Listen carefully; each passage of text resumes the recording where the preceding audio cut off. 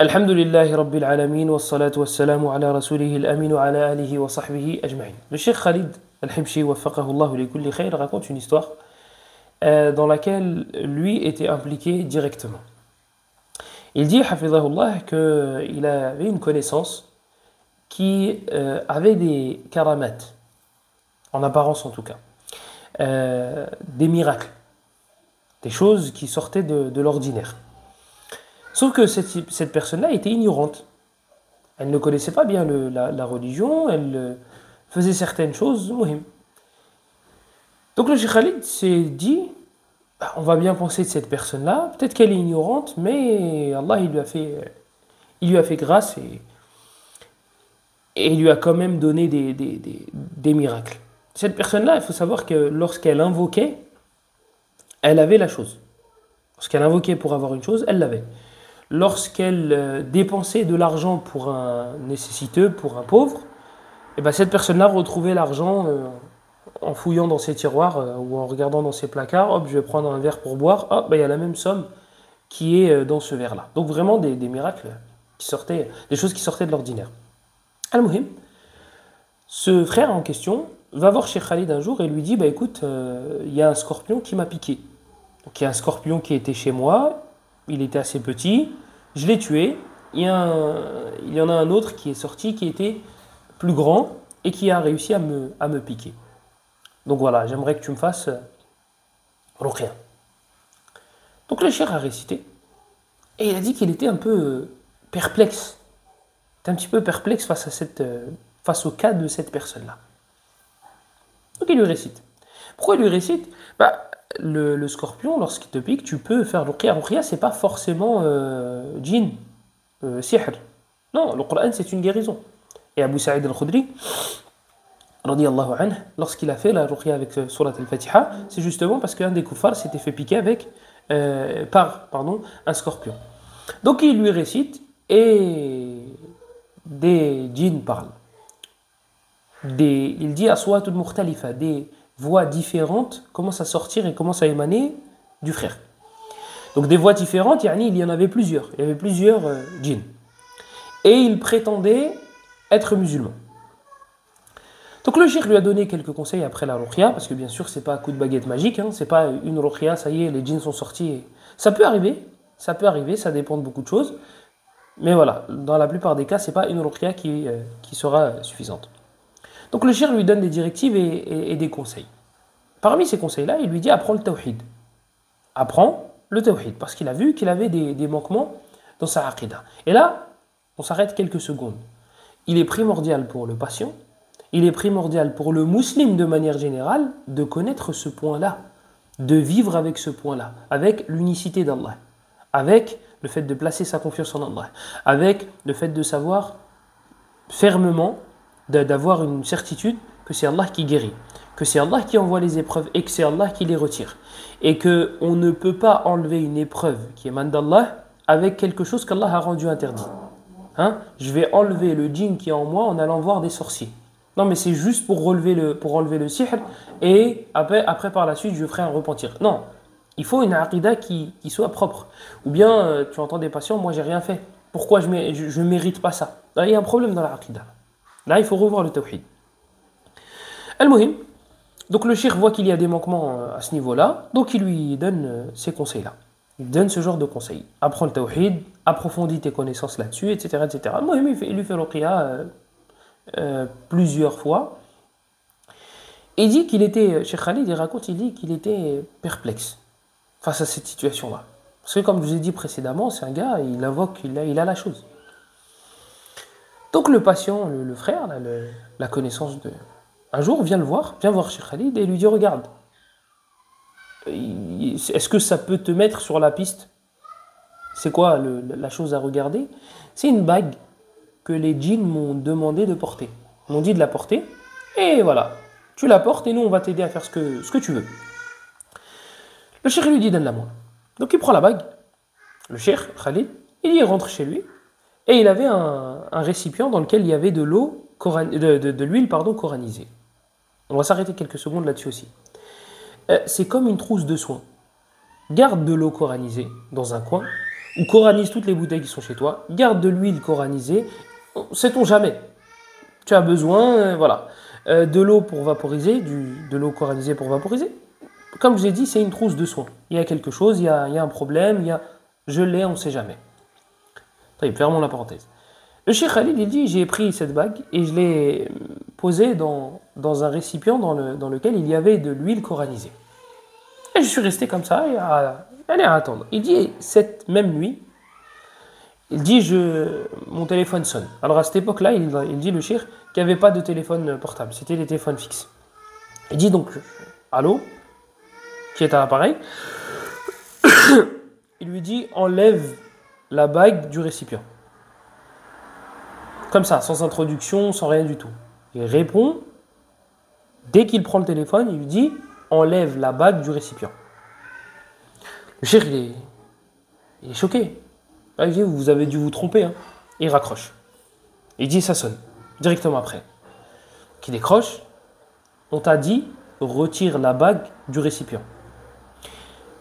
Le cheikh, il lui dit, qui est à l'appareil, qui est avec moi? Il dit, on t'a dit, retire la bague de la... Il dit, qui est avec moi? Il dit, Abdurrahman et Ali, retire la bague de... Il dit, Abdurrahman et Ali, c'est qui?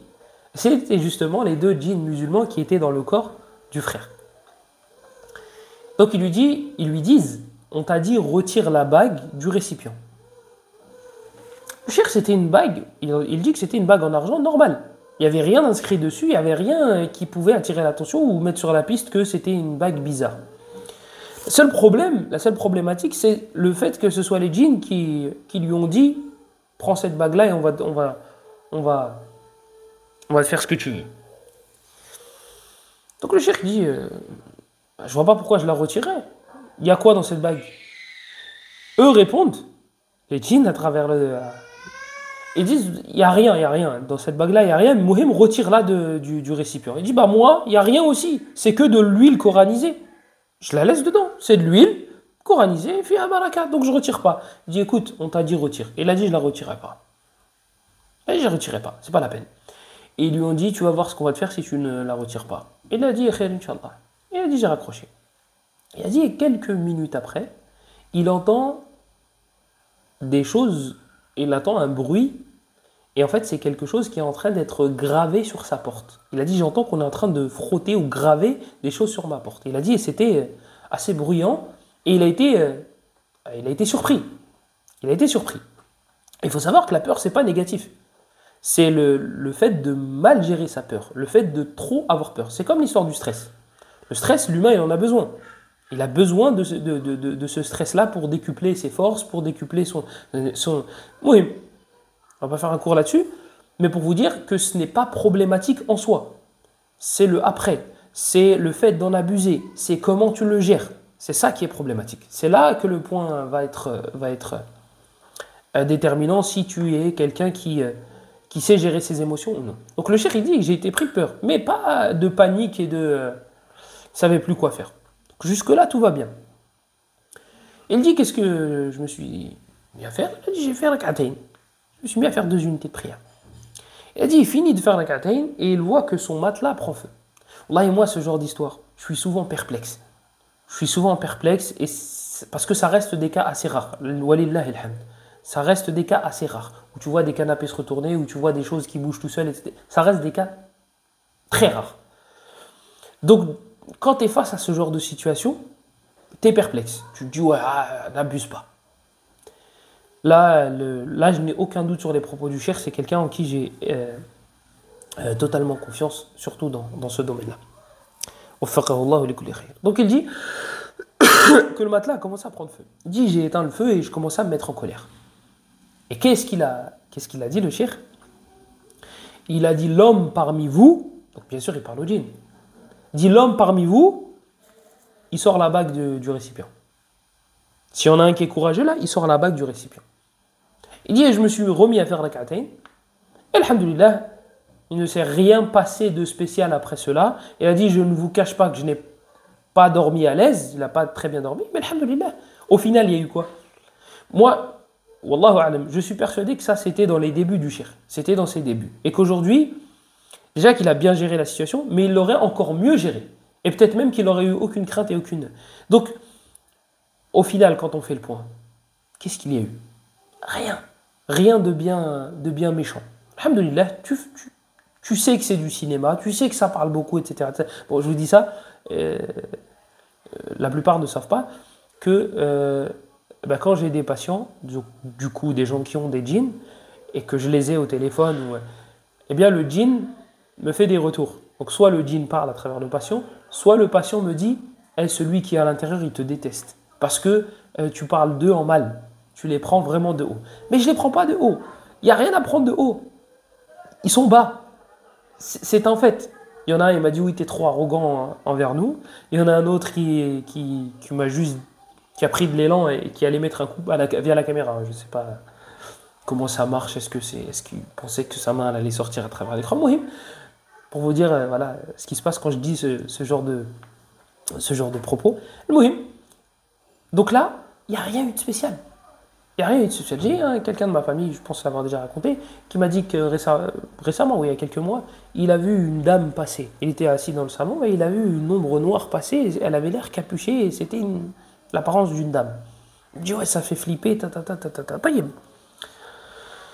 Concrètement, qu'est-ce qui s'est passé? C'est vrai, ça peut paraître impressionnant. Ouais, une ombre noire qui. Mais regarde, deux secondes. C'est courageux, Yak, ce truc-là. C'est fort. Ça fait peur. Pourquoi il n'est pas rentré dans le salon? Tu étais dans le salon tout seul. Pourquoi il est passé comme ça dans le couloir? Pourquoi il n'avait pas son GPS d'activer et il ne pouvait pas tourner à droite? Pourquoi il est parti dans la cuisine? Pourquoi il n'est pas parti dans le salon là où toi tu étais? Comment ça se fait? Bluff. Cinéma. Voilà la réponse. Du bluff et du cinéma. Je ne vais pas me faire des amis avec ça, avec ce genre de propos. Mais c'est la réalité. C'est la réalité. Sachez une chose. Les démons ont peur des vrais croyants. Les démons ont peur des vrais croyants. Inna ibadi laysa laka alayhim sultan. Mes esclaves, mes vrais esclaves, tu n'auras aucune emprise sur eux. Tu n'auras aucune emprise sur eux. Fais tes adhkar, une vingtaine de minutes le matin, une vingtaine de minutes le soir. Prie un maximum à la mosquée. Récite du Coran quand tu le peux. Fais ce que le prophète t'a dit de faire, comme invocation avant de dormir. Et après, tu vas avoir peur de qui et avoir peur de quoi? Si demain, il y en a un qui déclenche devant toi, tu vas voir qui va avoir peur de l'autre. Tu vas voir. Quelques secondes de cinéma et après, c'est terminé. Quelques secondes de oh, je suis un djinn, je suis un roi, je sais pas quoi. Quelques secondes, hein. Quelques secondes. Pas quelques minutes, quelques secondes. Tu t'approches de lui, tu t'assois et tu mets ta main au niveau des extrémités de ses tempes et récite. Et calcule-le pas. Parle pas avec lui. Récite Zalzala en boucle ou Fatiha en boucle ou Ayat al-Kursi en boucle. Et tu vas voir qui va avoir peur de qui. Tu vas voir qui va avoir peur de qui. Prends de l'eau coranisée et mets-lui sur la tronche.